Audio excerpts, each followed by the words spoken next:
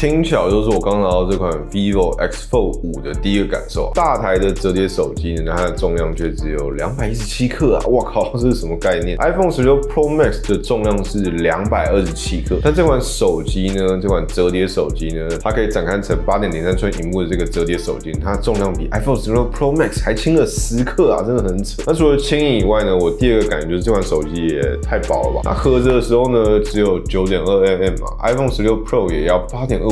這個厚度基本上就跟一般的直立式手機是完全一樣的。合着的時候呢，感覺就是一般的手機。但如果你突然想要大螢幕时呢，你可以直接把你的手機掰開，直接打開，變成這個8寸的大螢幕啊，就真的很誇張，幾乎是把之前大折疊手機的缺點，就是厚重的部分給完全移除了，讓你可以保有一般手機的手感，但又可以瞬間變成小平板的超能力啊，真的是很爽。而且打開之後呢，它厚度只有 4.3mm 嘛。那如果你仔細看這個 Type C 孔位的部分時，你會發現限制這款手機的厚度已經不是 vivo 技術的問題，而是 Type C 的極限限制了 vivo X Fold 5的極限。不過有點要特別提醒，就是這一次它推出的2款顏色分別是鈦灰和羽白，這2款顏色其實材質上會有點差異，所以重量和三圍會差一點。如果你要比較輕和比較薄的話，你要選擇是鈦灰那一款。不过我個人覺得這個白色是真的是蠻好看的。那雖然說剛拿到第一個感受就是又輕又薄，這時候很爽，但下一秒呢，我就有點擔心它的耐用性。不過這款手機雖然說它是折疊，但其實它是一款3防的手機啊，它防水、防塵又防寒。首先它有 IP5X 的防塵，然後它有 IPX8、IPX9 以及 IPX9 Plus 的防水等級。IP5X 非常好理解，就是防塵。那 IPX8 呢，它是防長時間進水。那 IPX9 則是防高壓水流啊。然後最有趣的是这個 IPX9 Plus， 它指的是在1公尺深且无流動的清水中呢，你可以水下折疊1000次，这真的是一個蠻有趣，專門為折疊而有的防水等級啊。那最後一防寒的部分，則是它可以耐受到-20度的極寒環境。那時候我們就直接看到 vivo 官方把手機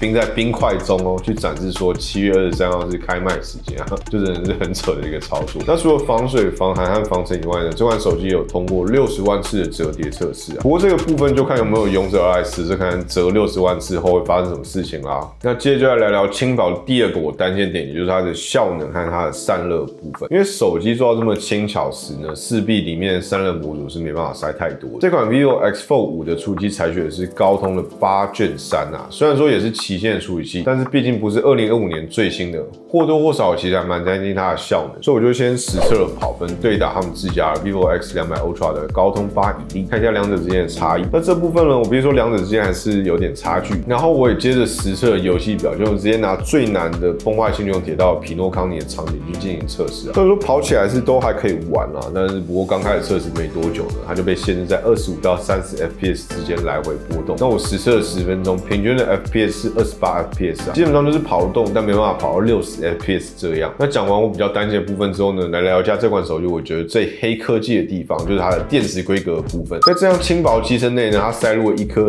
6000毫安時的藍海電池啊，採取的是第4代的細負極技術，能量密度很高，所以才可以在這麼輕薄的機身內呢，塞入一顆這麼高容量的電池啊，6000毫安時，跟 vivo X200 Ultra 一樣大的電池，但 X200 Ultra 它的重量是232克。在這相同電池大小的情況之下呢 ，X Fold 5的重量只有217克，可以做到這麼輕這麼薄，然後電池容量還這麼大，真的蠻不簡單。那我自己使用起來呢，確實是非常能打，它的續航力蠻不錯，輕度使用是可以輕鬆的撐過2天。那即使你真的是耗電怪獸，它也有支援了80瓦的有線閃充和40瓦的無線充電，讓你可以在沒電時呢快速進行一個回血啊，就還蠻不錯。而且盒裝內它就直接附贈了90瓦的充電筒和充電線，真的非常佛心啊。那出廠時呢，手機的外幕它也直接貼好了保護貼，然後盒裝內還有殼可以進行使用。那保護殼是連轉軸都有保護到的那一種，真的是一出廠就可以使用你的手機，這一點還是特別必須稱讚一下，真的是蠻不錯。然後接下來聊聊攝影的部分，這部分也是折疊手機很常被忽略。不過這款 vivo X Fold 5，我個人覺得還算是蠻有誠意的。首先就是它不只具備這個蔡司的 T-Star 鍍膜，那背後這3顆鏡頭呢，全部都是5000萬像素的蔡司鏡頭，分別是一顆1倍的主鏡頭以及一顆3倍的光光學變焦的長焦鏡頭，還有一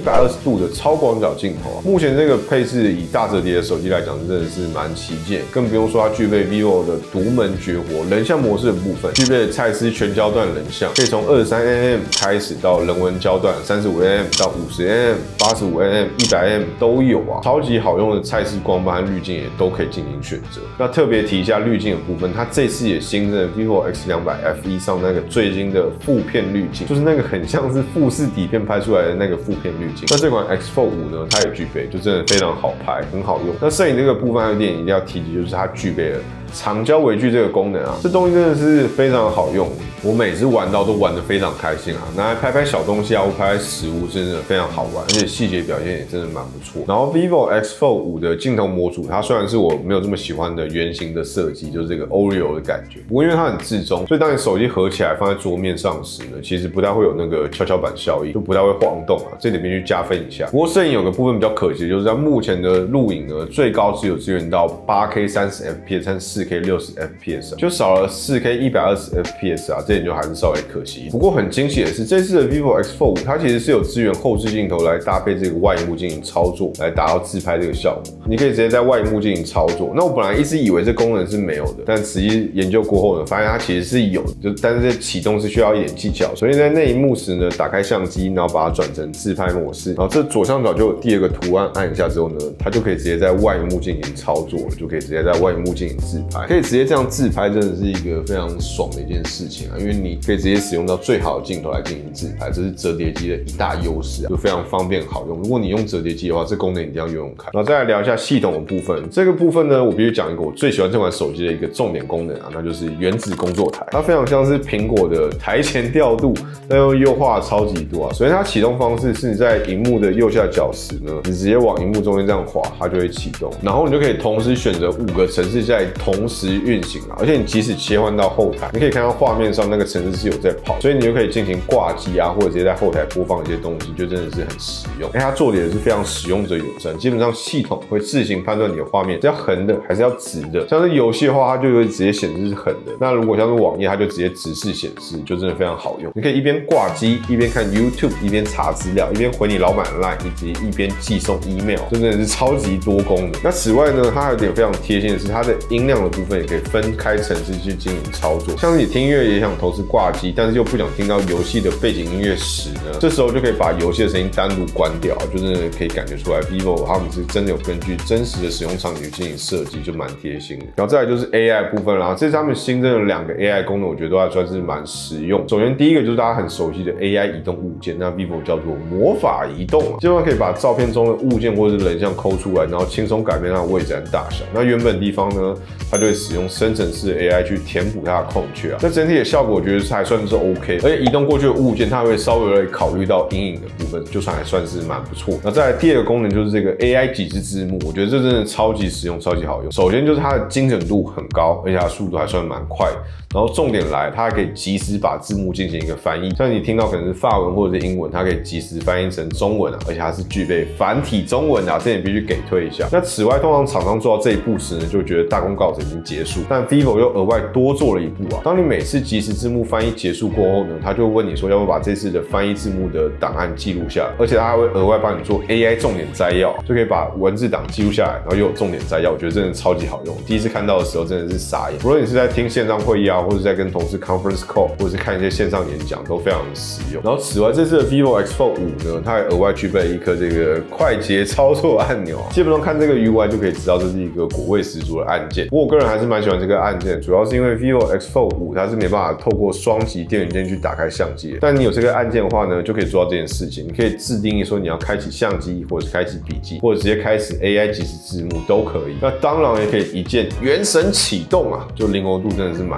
高的，因為它是可以設定說你雙擊和長按各自要開的功能是什麼，都可以进行設定，就真的很實用。像是我自己就設定成雙擊會打開相機，那長按的話呢會開啟 AI 即時字幕，就真的很方便。那此外，身為 eSIM 警察我呢也稽查這款手機是不是有具備 eSIM 的部分。那這款手機其實它是有支援 eSIM， 而且這個 vivo 路版是沒有 eSIM 的，当然國際版有，這個真的是必須稱讚一下。那此外它也具備 WiFi 7的聯網能力啊，所以這個就還蠻不錯。那至於它運行的作業系統依舊是國際版的 FunTouch OS 啊。那我知道很多人是很想要那個絲滑的 Origin OS， 但我這邊必須大力的幫 FunTouch OS 站台一下。首先是 FunTouch OS 的流暢度，我覺得其實是很足夠。然後再來就是 FunTouch OS 有很多國際版才有的功能，像你可以按鍵喚醒 Gemini 啊，或者是語音呼叫 Google 助理，而且它有 Android 的快速分享的功能，才可以分享照片給別人。那如果你還要再更細節一點的話，國際版相機呢，它可以快速的掃描 QR code， 桌面可以選擇5:6，這些都是我在體驗過路版的 X200 Ultra 之後呢，特別懷念的一些功能。我個人覺得 Origin OS 滑順是真的蠻滑順，但是它真的是比較適合居住在中國的人去進行使用。那當然 Origin OS 如果可以出一個國際版来給大家使用是更好。如果你是想要的話，就底下留言跟 vivo 敲碗吧。好了，差不多就是这一陣子我的使用心得啊。我個人覺得 vivo X Fold 5就是一款輕薄的旗艦折疊手機啊，無論是在相機、重量、手感、電池容量或系統都是頂級的。那 X Fold 5也是一款可以滿足消費者痛點的折疊手機啊，無論是大家很在意折疊的機身厚度啊，或者折疊的拍照表現，或者折疊續航力不足等等這些問題呢 ，X Fold 5都可以滿足，都可以解決這些問題啊，就推薦給想買大折疊但是還在觀望的各位。它處理器雖然說不是用到目前最新，但我猜應該也是足夠大部分來進行使用。而且我猜處理器的這個部分呢，應該是要反映在價格上。那拍攝的當下我還不知道價格會開多少，就希望 vivo 可以開一個很有競爭力的價格，讓更多人可以享受到折疊機的爽感。像這樣打開真的是非常優越。那最後你們看到這部影片的時候呢，我猜你們應該已經知道售價，就底下留言跟我講講你的想法吧，看一下這個價格是開得不錯，還是開得太便宜，還是開得還好，這樣就底下留言，順便也可以反映給 vivo 看看啊，我也自己也蠻好奇。那最後如果你覺得今天影片有點意思的話，也記得訂閱我的頻道，並且幫我按讚和熱推一下這部影片啊。那我們就下一部影片再見啦，悄悄，拜拜。